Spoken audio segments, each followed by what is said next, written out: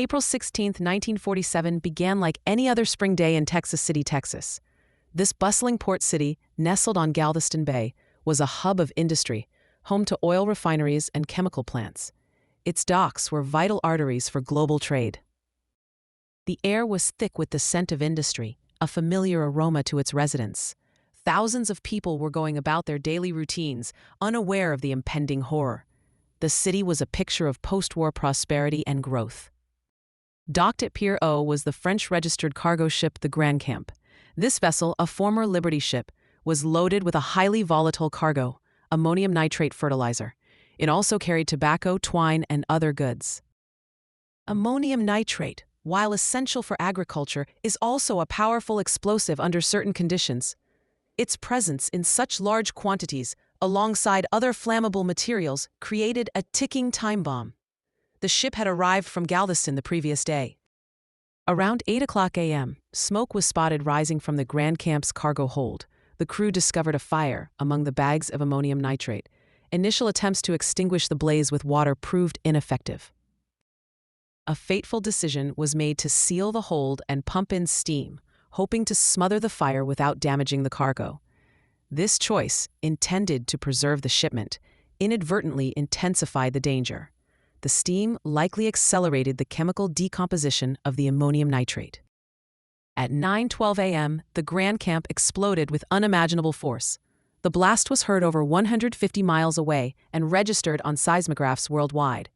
It created a tidal wave that swept over the docks and nearby areas.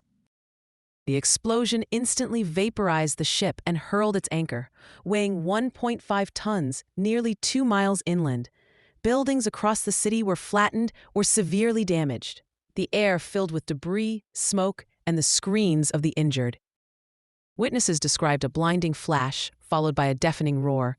Many were thrown from their feet or knocked unconscious. The immediate vicinity of the docks became a scene of utter devastation. The initial explosion ignited fires throughout the port and nearby chemical plants.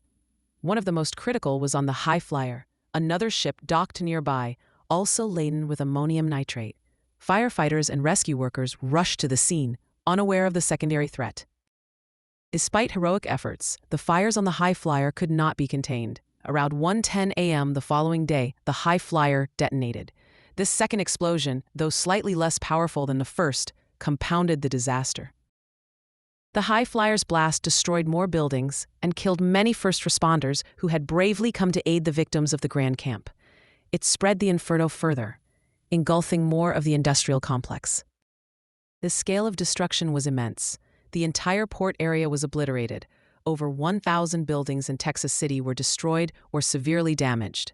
Homes miles away suffered broken windows and structural damage. Survivors recalled the sky raining down fragments of the ship, steel and human remains. The air was thick with dust and the acrid smell of chemicals. The landscape was transformed into a war zone. Many residents were left homeless, their lives shattered in an instant. The city's infrastructure, including water and power lines, was completely severed. Communication was almost impossible. The official death toll reached 581, including all but one member of the Texas City Fire Department. Hundreds more were injured, many critically. The true number of fatalities may never be known, as many bodies were never recovered. Hospitals in Galveston and Houston were overwhelmed with casualties. Doctors, nurses, and volunteers worked tirelessly around the clock. Blood drives were organized immediately to meet the urgent demand. Rescue efforts were swift and widespread. Emergency personnel from across Texas converged on the city. Ordinary citizens also stepped up, risking their lives to pull survivors from the rubble and tend to the wounded. One survivor, working near the docks, described being lifted into the air and then slammed to the ground. He remembered the sensation of flying debris all around him. His immediate thought was for his family. Another resident, a young child at the time, recalled the windows of their home shattering inward. The sound was like nothing they had ever heard. The memory of the smoke and the distant sirens remained vivid for decades. Many spoke of the eerie silence that followed the initial chaos, broken only by cries for help. The sheer force of the blast left an indelible mark on the minds of all who experienced it. The community rallied together, in the face of unimaginable loss. In the aftermath, Texas City faced the daunting task of rebuilding. The port, a cornerstone of the local economy, was completely destroyed. The community showed remarkable resilience and determination.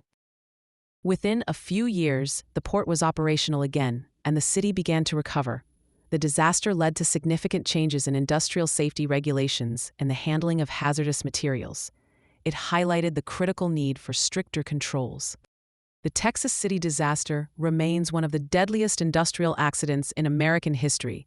It serves as a stark reminder of the potential dangers inherent in industrial operations. The lessons learned from this tragedy continue to influence safety protocols today. Don't forget to like and subscribe for more incredible videos of disasters of the world. The events of April 16, 1947, underscore the importance of vigilance and preparedness.